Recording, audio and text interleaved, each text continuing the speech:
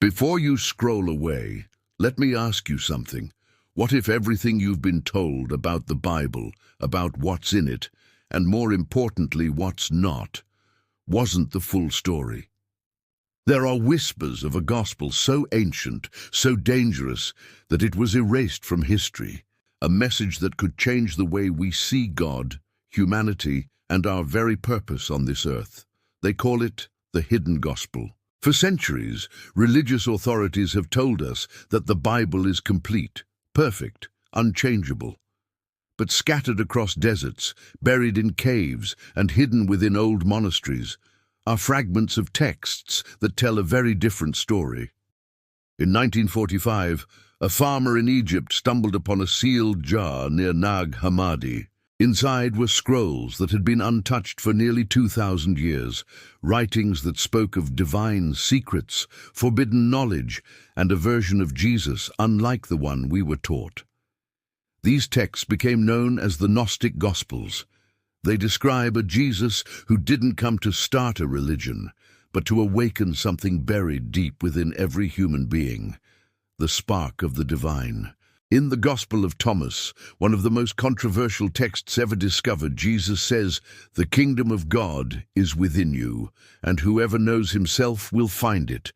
But if the kingdom is within us, then we don't need temples, we don't need hierarchies, and we certainly don't need control. And maybe that's exactly why this gospel was buried. The early church fathers labeled these writings as heresy, dangerous distortions of the truth.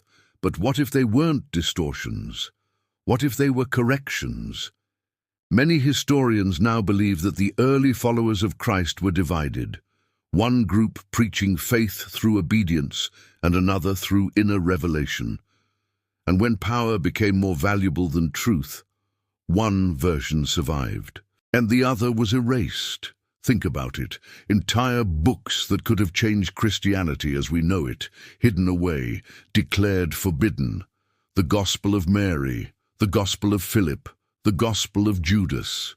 Each one offering a glimpse into a reality that challenges everything we think we know.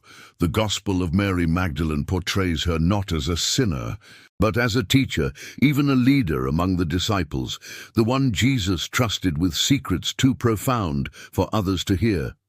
And yet her voice was silenced for nearly 2,000 years. Why? Because a story where a woman holds divine authority didn't fit the narrative of power the early church wanted to build. And it doesn't stop there. The Gospel of Judas reveals something even more shocking, that Judas' betrayal was not an act of evil, but a fulfillment of divine will, that he was the only one who truly understood Jesus' mission. Imagine that, the most hated man in history, being the one chosen to carry out God's secret plan. If that's true, what else have we misunderstood? When you read these forbidden texts, a pattern starts to emerge. It's not a story of punishment and obedience. It's a story of awakening, of humanity remembering who we truly are. Maybe that's what they feared most, that if we realized the divine spark lives within us, we would no longer be easy to control. Across the centuries, those who discovered these texts faced persecution, exile, and death. The truth was dangerous, not because it was false, but because it was too powerful. The Vatican archives still hold thousands of manuscripts locked away, unseen by the public. What secrets lie within those walls? Why keep them hidden, unless they threaten the story we've been told? Even now, fragments continue to surface, in caves under temples, deep within forgotten tombs.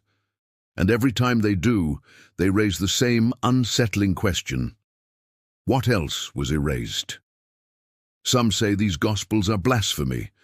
Others say they are the missing pieces of a puzzle humanity was never meant to complete. But here's the haunting thought. What if both are true? What if these texts weren't meant to replace the Bible, but to remind us that truth has always been bigger than one book? Maybe that's why Jesus spoke in parables, not to confuse us, but to protect wisdom that could only be understood by those ready to listen. So I'll ask you again, what if the real message of Christ was never lost, just hidden? Buried beneath centuries of dogma, politics, and fear, waiting for those willing to seek it.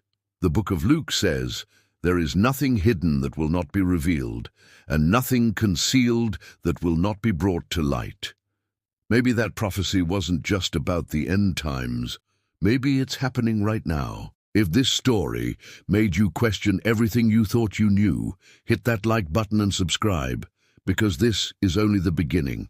The truth is out there, buried under dust, sealed by time, and they don't want you to find it.